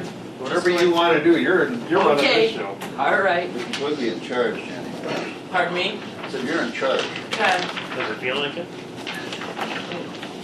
I think she'd rather have a better crew than us, maybe we get to be in That charge. might be it. So, I'm on page, I'm looking at the budget scenario, that first cut scenario. I want to review that with you. This one? Yep, you're on the right page there, and you Page are. one of 3. Yeah, I think you're pretty much close to where we're at too. I don't know if you're This one? exactly the Nope. same order. Oh, but- I'll find it. Yeah, you're good. Okay. The revenues. It's about, I don't know, after the sheriff, first page after the sheriff stuff is done. Yeah, at home, I went through, Keep going. took them apart. After Snowville grant. Yeah, they've got a little bit different Oh, copy. they got There's our different copy. fund, right here we're at. Okay. For page 1 of 3, because I'll go through the revenues first. Okay. Okay. Seems important. Yeah, so the only change that I made to the revenues was I did go ahead and adjusted a little bit for that power and light based on the actual was 192, so I increased that by 22,000. The other ones we will continue to watch. The tax forfeited apportionment, I think I had that at 925. I moved that up to 950. In 2017, we received 982. I increased it 25,000. So from 925 to 950,000, I think that's realistic. The other ones that are highlighted we'll continue to watch, and we'll also continue to watch that tax forfeited property up through, at least through when I do the third quarter budget review. We'll have a really good idea where that timber Like you said, the sales are at. tax forfeit, is that sale coming? Is that gonna be No, revenue? she's talking about No, timber but you know revenue. what, and that, Or would that go into 17's budget? that's gonna go into 18's, well, it's not in 17's budget, so that again could be some more, but, well, you're right, it will go into that fund and then be a portion. $100,000, I mean, Yeah, so so, we could move that in 18 budget? yep, we could, That's revenue? yep, we could have a little But bit that more would be revenue. under the forest, so Yeah, again, so that get apportioned. yeah, Were they talking about a possible decrease in bulk? Did I see something about that? What that was is. the Valuation. decrease- The decrease in PILT we got, I see it, we got an increase in. Yeah. In the. Yeah. Overall PILT that went from $1.50 to $2 It is. an acre on the state land. We leave The here at decrease quarter we're to 1. getting is, and I was gonna bring that paper up, I had in that packet too, Jen. The decrease we're seeing is around I don't know where you got that $3,400. information, I don't know. And that is in the value of the acquired land. And it's the acquired land that Well, we're we'll leave here taking quarter the to loss in, but Cooch So has that's very It's gonna little be- acquired. it's gonna be So that'd be 130 county? when we get there. Acquired as county or? No, this DNR acquired. Okay. And that would be a case of when we transferred that money on that cedar, and we transferred that piece of land from, it was in, I For believe, wetland credits. Yeah. Okay. No, okay. no, it wasn't for wetland, it was what for, was that, Buttress? Island? well, okay, Buttress Island would be one, Yeah. Yeah, I'm what- sure. and that would be unacquired, but that was from Bumpus to the DNR. Mhm. Okay. But when we transferred All right. that, Right. 40 acres of cedar, whatever it was when they came around, and it went from, school trust land to acquired land, Yes. or it changed, and it's on those acres that we saw the loss in the revenue. And for some reason, Andy Marcotte had that at Northern Counties, and some of the counties that have almost no state land saw 40 or 50% increases. Pretty much all the counties that have a lot of state land in them saw decreases. And it's because supposedly our values are going down or going up. Yeah, it's, That's it, but it was only it was $3,400 for a Cooch. But our increase in the other built, it was what, 500,000 increase? Yes. Yep, our increase in, on the state bill. On the state forest land, it was an increase, but on the state acquired land, it was a decrease. Okay. the values were, but not a ton of it. going from $1.50 to $2 really made a difference, and that was about 800,000. Increase the difference, so that's of course. Yes, an increase.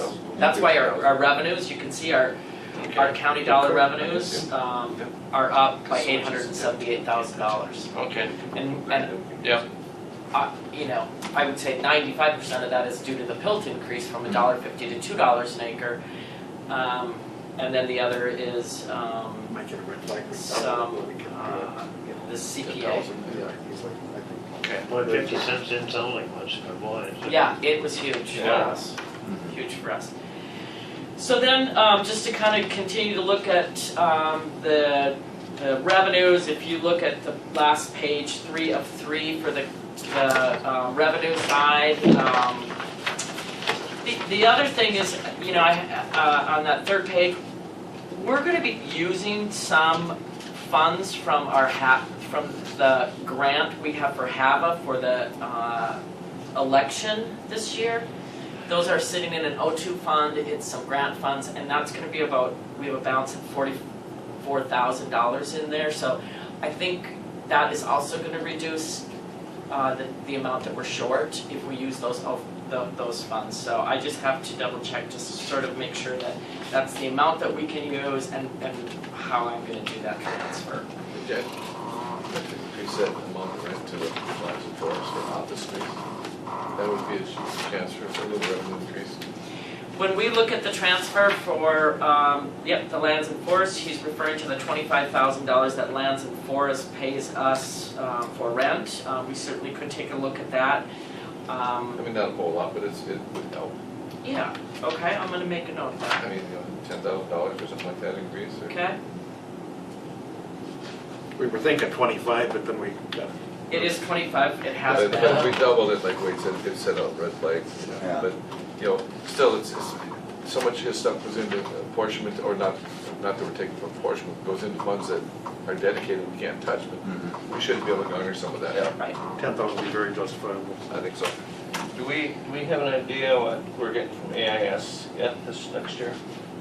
Yes, we have exactly that amount. It's certified, and so the AIS, aquatic invasive species, those are gonna be dedicated amounts, I believe. AIS program aid, dedicated aids, we're getting 127,414, which is really close to what we got last year. It's about $1,000 less. But all of those are dedicated, and so we, Yep. it's gonna be all used for Yep. programming, Yep. so it doesn't really help us. I read an article, it must have been the Minneapolis Tribune Sunday paper somewhere, that all this money with the invasive species, all we're gonna be able to do is slow it down. It's coming Yeah. everywhere. They Yeah. said 100 years from now, these species are gonna be in all these things. Yep. Unreal. And there's also some other revenues that I need to check on. There's a VSO transportation grant that I know that I can use to offset some of her costs, although it may just be a wash with income and expenses. If we look at the very bottom of page 3, so what I did when and I'll go through these individually, what I did was we were using too many county dollars in reserves for the highway department, environmental services, and the Health and Human Services Fund. So I increased the county dollars that we're using and reduced the amount of reserves. So, which really had like Wade once said, it really it increased the amount of shortage that we have. So the first cuts I'll go over, but we still have a shortage of 584,000. And so we can look at possible additional cuts, and some things are just suggested there. We won't, get there till. So you Crunch time. increase their budget but decrease their reserves? Right, so I gave them more county dollars, which, made us short because when we looked at the reserve balances for highway, Yeah. environmental services, and health and human services, it just wasn't sustainable, especially even the health and human services. Yeah. We're using a lot of reserves for that, and that is just, we don't know where that is, so. Yeah, well, that's one that we don't really know where it is anyhow, because Right. there's so many unpredictables. Mhm. You know, And I'm, With Health and Human Services, yeah, that's Yeah. why the huge jump. I'm just looking at my sheet here, it went from what, 379 to 780? Well, what I did was, yeah, and I'll go through that in details, but I used more county dollars to fund those instead of them using reserves because, Because For the reserves are example, still low. I think, the John. reserves were way low and they're still low. They used to carry 300 Yeah. for years. And I looked at that historical, but look, we can kind of go through the line items now. I'm just going to do the first cut scenario though. So the first cut that I did, What page are you on? I'm on page 1 of the county budget worksheet, first cut scenario, where it talks about, it starts with administration. Yep, you're on the right page. No, or- You need to flip back. You guys was out of order. I'm sorry for that. Try this Yep, we're right there. right here. This one? Nope, back to First the, scenario of cutting money. we're going to just start with the administration Oh, right there. Okay? Thank you.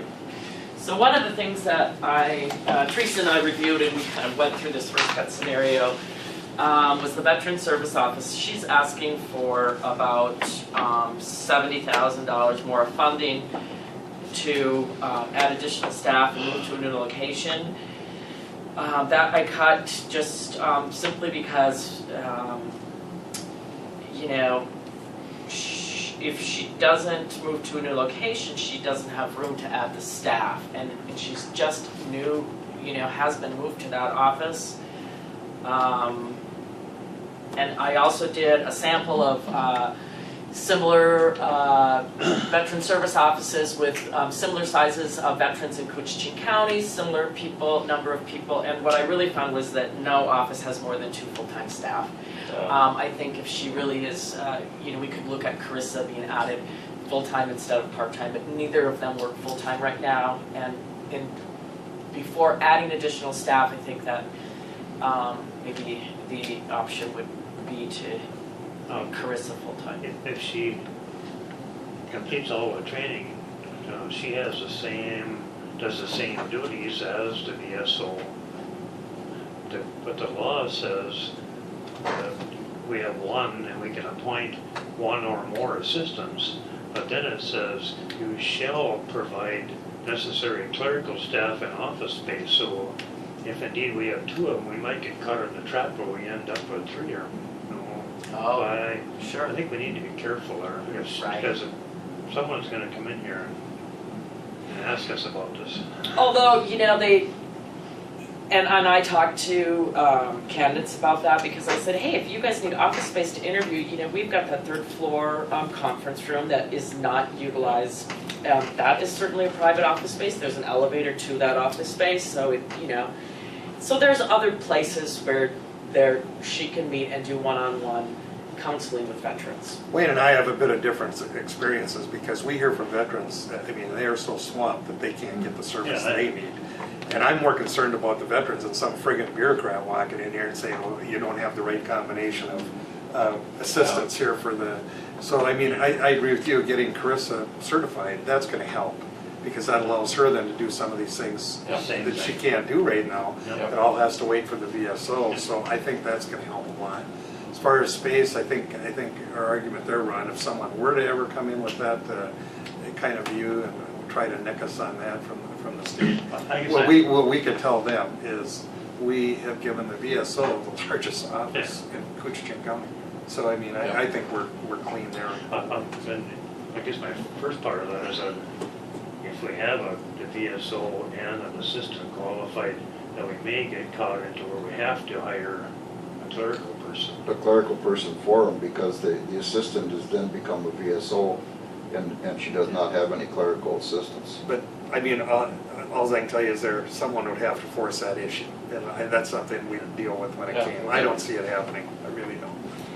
And If it did, we could raise so much, you know, we could, remember, the state's running this program, even though it's federal. We could certainly make an issue of that. Yes, and other counties that are similar in size, you know, they don't have more than 2 full-time staff. And I know that that maybe Candace does a little more thorough, and it takes a little bit longer the meetings do, because she does do a really thorough. She is the best in Minnesota by far, I'm telling you. There's no one even close to her. And Economic I got development. other VSOs tell me that, so I mean, But we're fortunate to have her, we want to work with her as much as we can, but yeah, it's gotta be within reason. So if you flip your page and we're gonna move, well, I guess I should ask, I mean, are you okay with me doing that, cut, or do you wanna have that discussion with candidates? Well, she has they all have the opportunity to address Come us to- when okay. when they come in, All yeah. right. If they want to, a lot of times, you know, once you lay the budget out the way it works, a lot of the departments, they're okay with it, then they don't come, but we give everybody the opportunity to Right, make okay. their case. So then, on page 2 of this, we look at the human services, and initially, the overall budget has a decrease, but they asked for an increase of county dollars. I have a meeting scheduled to go over this with Kathy, but I added $400,000 of county dollars to reduce the reserve spending because they were looking at spending about, $469,000 of reserves. And even now with that change, the next section is your estimate of fund reserves.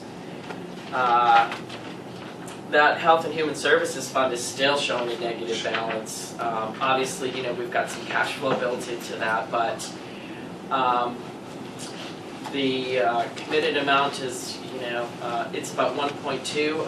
I looked at historically, back at Human Services now has put all the way down to 400,000, 120,000, and this is when we've combined Health and Human Services and public health. But at one point it was running like 1.3, pretty. Did Terry come in and work with Kathy on this? Yes, he did, and there's another final one that we're going to look at. But I'm seeing some concerns in that Health and Human Services Fund balance, and so I think they need to have more of those county dollars. So that was one of my decisions now, to reduce the amount of county dollars that they're using. So, and when I meet with her, and hopefully Terry will be there too, and then Kathy will present to the board, we can talk more about that and see. I'm gonna be if with that Terry makes all day sense. tomorrow. Good. I'm gonna ask him about this, because, geez, for years we were, and I realized things happen at the state, but we were able to maintain a healthy reserve all the time. And I think that's just been eaten up because of out-of-home placement costs in the Yeah. last few years have been so Yeah. much. Yeah. I mean, I gave you guys that report last week, it was like $2 million in the last 18 or 20, 30 months. That's a lot of money. Well, what is the state's response to all these counties saying that and how to fund it? That's a good question for Kathy. I know that they've been talking about it, even at my administrator meeting, they're talking about that. It's that Anoka County facility is the Yeah. only facility Yep. that you can go to, and boy, I mean, you see the charges that come through. Yep. It's like $1,200 a month for one person, or $12,000 a month, or, yeah, and it's like, it's very expensive, Yeah. so. And the other side of that, I'm hearing from the out of county, they cannot get any health aid at all in North Omaha places. And they have a hard time getting social workers because they all have to come from here and they have to drive an hour. And I'm wondering, looking at maybe we should not have something for social services that is out of International Falls to get some service down there for in the rural area, so they don't have to drive an hour to get there. That's a good example of where if counties could work together, it makes no sense for us to send someone a 150-mile drive Yeah. when you've got social services right there from, Beltrami. I guess. Beltrami and Itasca are, within, and actually Itasca is a little closer, but and the thing is, we do have that overlap, and and it is, and there's, I know because that the senior people used to meet down there, and about half of them were Itasca people, and they had social people coming up there to their meetings. Right. And we were having a hard time getting them down, and the same with the foot care and all this, and Sure. and some of that may be the case that maybe it has to be some private entity or what, maybe some search should be done to find other people to do it, because that's the biggest complaint I have. Just like the gentleman that was in earlier, I mean, if you look at it from a business model, does it make sense to have an employee on the road for 4 hours? Yeah. of a workday. So you're only Yes, really yeah. providing service for 4 hours doesn't make sense. Mhm. And so if we could work to, combine these services somehow. Anyway, that's. But then I keep spending on the reserve, there's no future in that, so. No, we can't keep running them down. Right. So that was my, I still think the reserve balance is gonna be too low, but we've got to move it towards the right direction. Improve, yeah. So we're gonna, the other note that I had in red by the sheriff, we can apparently not use canteen funds for anything but, those must be dedicated aids, exactly, so. We're gonna move over to the highway department, and I think, and I'm gonna meet with Joe and talk about, review his budget, but one of the things that I did right off the bat was I moved, his reserve spending again was too high, so I added $200,000 of county dollars and reduced the amount that he's gonna be spending in reserves. One of the questions that I have for him is obviously, just looking at his revenue side. I want to make sure that the revenues are going to, for CASA funding are accurate, so that we know exactly where we're at, because that's a big portion of our budget. When you look at his total budget, we're at what?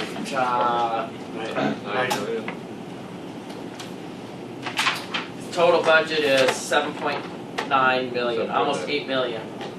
And so that's a big budget. Well, look at 16 was what, 9.6, 9.7 almost. So- Right? Has he gotten back all the funds that were available from the flood? No, there's not been any of those projects closed out yet. So we'll talk about that more, I think, when it comes time to do that. And the same thing I did with environmental services. I increased county dollars because environmental services was spending some reserves. So I'm on page 3 right now, I think. It's copied. We're full of it. So the only other cuts that I made right off the bat is cutting that ITV for $57,000. I looked at, also, I cut 25 from sinking building, because I looked at that balance and it was actually at 68,000. I thought it was a little bit lower than that, but there was a transfer that we made last year for 25 that I didn't reflect, so. If we currently have 68,000 right now, if we add another 25, I think that's significant. And the sinking building is only for unplanned emergency building needs. It's not reserves to do a building project per se. That would be a different account, although we don't have an account right now for building projects, but I think that we need to talk about that. There's no building projects forthcoming right now, is there? Well, we do need to talk about highway and Yeah. the jail. Yeah. So, and we should really have a 5-10-year plan for what's our long-term plan for those projects and Yeah. start looking for that right now, because if we're gonna request any bonding funds for our jail, which I think would make sense to do that, it's probably not gonna get approved the first year, and it's only every 2-year cycle, so we might have 3 cycles before we get any funding. Yeah. You mentioned ITV. We were paying $57,000 to have ITV available. That would be what the installation would be to System meet here. all Yeah, of the here. statutes Here. in the county boardroom, That was to be so that everybody can county board see. essentially would be. Yeah, Okay. and I asked Jackie to put that in there because there was a lot of discussion last year when we had maybe an emergency meeting and there, and board members were absent and about having a quorum, but I think we're just gonna have to work around our schedules, and it's probably not as much an emergency as some people like to think they are. Yep. So, I don't think that's a need that I think that can very easily be cut. And again, the sinking building at 25,000. The other 2 things that I looked at was when we look at new funding projects. So, Cooch Senior Center is a new funding, and so is KCCTV. The rationale that I had between Cooch Senior Center was it would be an ongoing operating request, not just a one-time request, and that's what they've told me. and it does not serve all of the residents in the entire county. Yeah. Additional senior meal needs are present already in Big Falls and the Lowman Birchdale area, and the county is providing funding to the senior meals through KCDA because they were able to get a grant for that. So the county did in fact fund some of. That's probably just a one-year thing though. That wouldn't help them for 18, 19, 20. Correct. So, But they can always reapply. I mean, there's no limit. can the same outfit come to KCDA and make the same request once a year forever, year after year after year? I think it was not to be for the same project. I Okay. guess if it was in a different year, and maybe they just may have to come up with a different project or move, Call it for something, money for something else. yeah, and Right. move money out of the budget to different things. I mean, I'm not, Yeah. but as I understood, KCDA is if you get money for one project, you're supposed to finish that project before you apply. Ask And for it. bring some evidence that you actually Yeah, did the yeah. project. You know what, I think, yes, you are correct. It has to be a different project, so they would not be able to get that funding every year. But again, you know, their total budget is $20,000, and so it's not like their operating budget. I think that they could find ways to generate some more income from using that facility. I know that when I was at the Small Business Development Center, we always had people looking for a commercial kitchen that they could rent and you know, and those kinds of needs, or even events for seniors that may be able to supplement some of their membership money that they receive. Or if they got enough room for dialysis. It's, I mean, seriously, centrally. Yeah, or something like that. Centrally located. Yeah, one floor. Would they have enough room there? Well, they said it was, what was 11, between 11 and 2,000. That was his ideal. Square feet. A senior center. See, it doesn't have to be a medical environment like a hospital. I know that. No. It's just, but it has to meet the requirements. And that may be something that, and it would help provide something for the seniors too. Yeah, that's what I was thinking.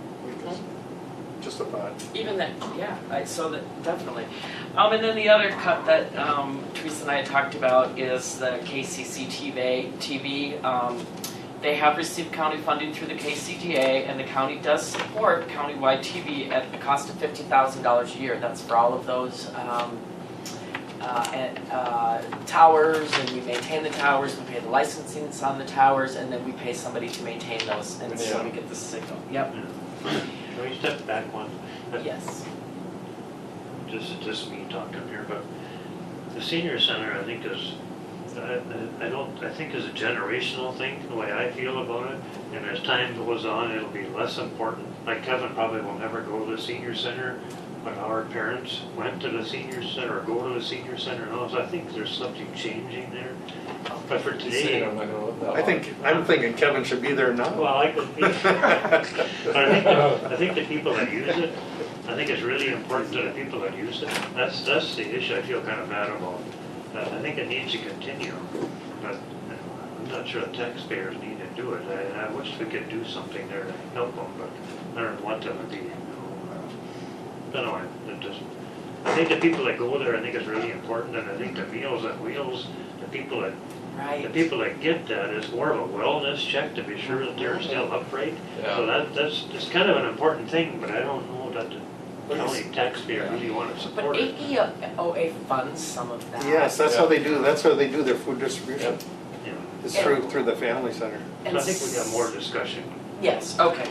And More on discussion. that line, Ron, I know down there that the senior center just had a fundraiser, had a pancake breakfast. And I thought the same thing there, that the older ones Hey, how you were doing? kind of getting out of it. But now I've noticed that there are some older people coming in. Younger, older people. Keep you comfortable.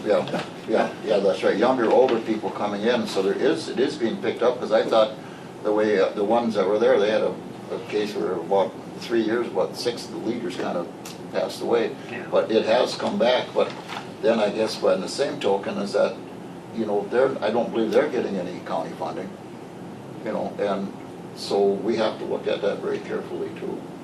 And I think it's important to the people that are using it. wish we could come up with some way to help them without budgeting for it next year. I don't know what the answer is, but I'm sure there'll be some people in here to, What?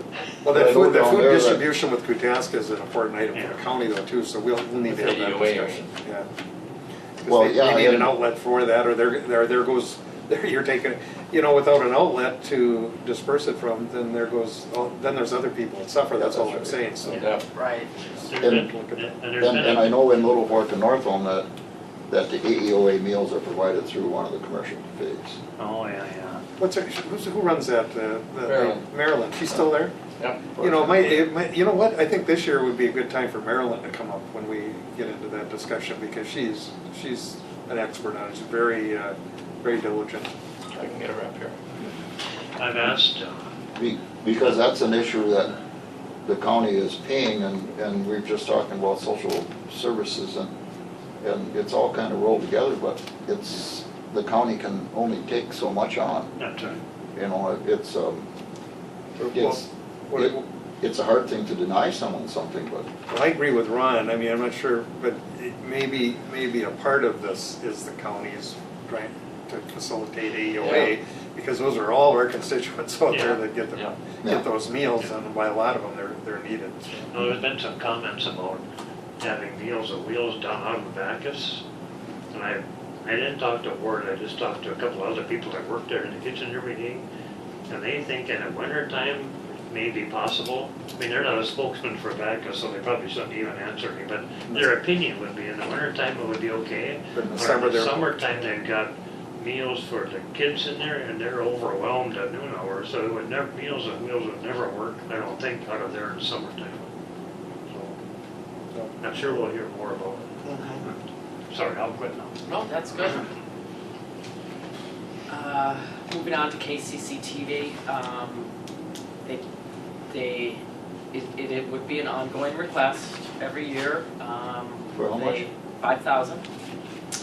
They have received county funding through the KCDA, and the county, well, like I said, the county does support that. It's not a countywide service. Several years ago, there was a survey done to people that have cable TV to see if they wanted to pay extra for that public station, which is KCC TV, I think it's channel 7. And the survey indicated that they were not willing to pay even like $1 or so extra with their bill. So, and then it is also available on YouTube. They're posting most of their things to YouTube. So my initial request was that case to go ahead and cut that request. But obviously that is always up for discussion. YouTube, that's what you get through your computer? Through the, YouTube is sort of an online yeah, basically through the computer, or you can get it on smartphones and database for videos. Movies, things like that. The Gary? the YouTube thing is terrific, by the way. Yeah. It's really terrific. And it seems like more and more people are getting their media that way, but, you know, Yeah, for the population that does not have access to the internet and really just watches it at home, I mean, I know that it's great to be able to see those hockey games and basketball games Yeah.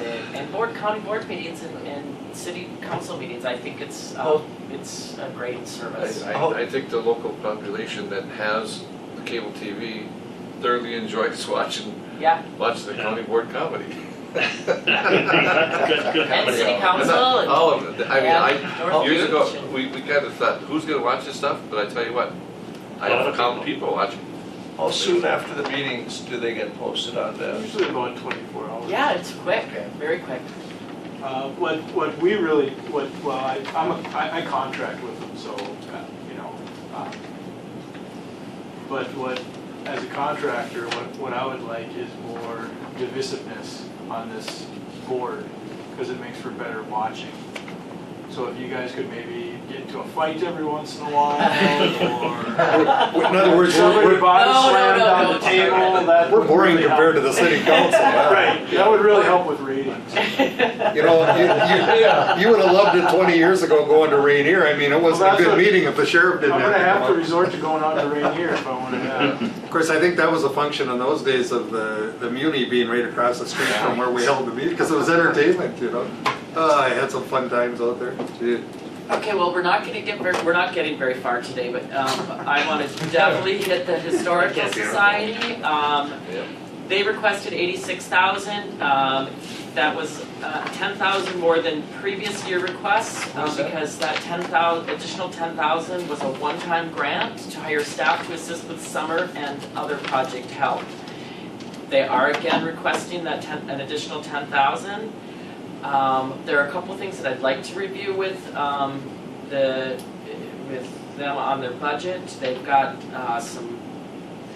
they're paying about $15,000 a year to keep that building over by the Senior chamber, by where the chamber Oh, of commerce okay. is. So they've got that building, and their landscaping's not done. I hear a lot of complaints about how it looks over there. As a matter of fact, there was just another article in the journal about With the rock piles? how poor it looks and how bad it's Yeah. been like that. And the other thing is what's their long-term plan? If they're not gonna, I'd like to see a 5-year plan for that project, because if that building's not gonna be used, I mean, maybe that is something that would be marketable, and it could be another use, because if it's gonna be used, I heard for a research facility, they're gonna have to staff that. And what is that cost gonna be, and how is that gonna be funded in the long term? So the $15,000 that they're spending on, I'm sure insurance and heat and cooling and, maybe could be used for, I don't know what their long-term plan is. I guess that's my question. So I can tell you what they're using it for right now is artifact storage. And if we're gonna force them out of that building, we're gonna be building a new storage building. I mean, they've gotta have that stuff. You can't just, it deteriorates if you don't keep it in an environment. But the long-term plan, when they first came in here and wanted to purchase that building, because we facilitated that sale, it was to move the actual visitor center over there, which did make sense because that's where all the tourism is and stuff. And then, but the city owns the other building, was the hang up there, so can they just use that for storage? The city at the time was saying, well, gee, if it's not gonna be located at Smoky Bear Park, then maybe we want that building back and stuff. So nothing was very clear at the time, so I think we have to have the conversation with Ed. The other issue that is looming, and it needs to be taken care of, and we're way behind, is getting that whole deal put back in the cornerstone of the The courthouse. time capsule, yep, that was my other note. I mean, we're 6 years out or something. It's crazy that Right. we haven't taken care of that. So that's got to be done, not for us, but for the future, for people in the future. I feel we have that obligation. So that is an expense too. It's not just let's just do this. That's the reason it hasn't been done. So those two things are out there, just saying. Yep. And then we also don't have anything for the Williams School. We don't have that budgeted, but those are things that we need to review his plans for the courthouse time capsule. Are they done with that now, Jenny? But I thought the Williams School at this point was gonna be switched over to the Historical Society, and once this work was done, that was the initial goal of that, correct? Well, it does move, once it's on the National Historic Register, which I think the application is in and we'll hear sometime in January, then we're eligible for grant funding, but it's still a 50% match. So, Really? yeah, as far as, that's my understanding of it. Anyway, the time capsule, that whole aspect, I mean, in my opinion, that's an issue that belongs to the county here. I mean, Okay. So that maybe that's a separate line item or something that we're just using the Historical Society to take care of that, but it's gotta be done, so. Other admin notes, soil and water, I just, basically what I did was I went back and reduced everything back to the 2017 level. So I did the same with soil and water. Pam's okay with it? Not yet, I know. she's not. But they're One of getting the it. problems is that they leverage money from Bowser. If the more we give them, then they get some of that matching. So it really does hurt them. But they're getting 40,000 more this year than they had before, and Yes. 50,000 more next year. But they're providing services for that too. It pays salaries and. Right. Yeah. I don't think I don't remember anyone ever come in and saying, gee, I'm happy you cut my budget. No, I don't think so. No, I'm sure. The other budget cut that I did, when I really looked at that county audit, we don't know what that's gonna cost us. We have no estimate. They will not provide an estimate. But I estimated 70,000 for 15 and 16. They are gonna come in and do both of those audits the same. one of Teresa's recommendations was that the amount that they're gonna charge us is not affordable in our annual county budget year. It was unexpected, unbudgeted, and so therefore we can, part of that amount, we would defer payments to that Office of the State Auditor as the county budget can afford to make their payments. So, See, we just made a payment to Hoffman again. yes, we had to, it's part of our contract, and we are continuing with them. I think she's gonna be up in a couple of weeks. Now, I also got a phone call from the Office of the State Auditors. They wanna come in mid-October, which really is not a good week for any of us with the budget, but I don't know where it's going. The 8 counties are all working together.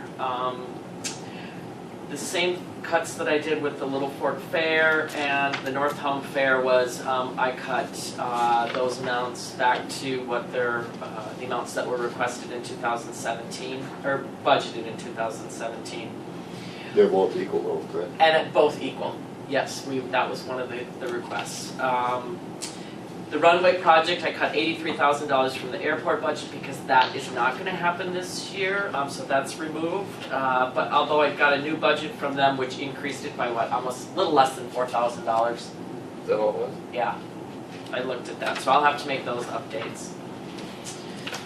And then I just gave you guys an update on the fund balances. With the changes that I have made, and you can still see our the unreserved highway and Health and Human Services. I'm still thinking that there needs to be Jen, some. if we're $400,000 short, do we have an estimate what that is for a levy? You know what? I do have some levy information, and what I wanted to do was, I do have our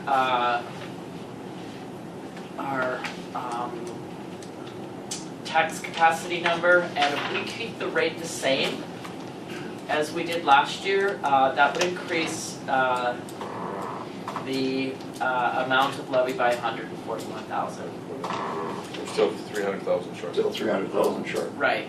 When you say the same, you're saying 37%? Yep, if we keep it exactly the same percentage, because our tax capacity went up. But Yeah. now I requested from the assessor's office, and I'm really surprised that we don't have this information on hand, but we don't know what the median household value is in Koochiching County, much less in the individual cities, because I wanted to say, okay, with a 1% increase, if we increase, let's just look at this, 1%, this is how much it's gonna cost the average, the median home value. Is it $8 a year, is it $30 a year, is it $100 a year?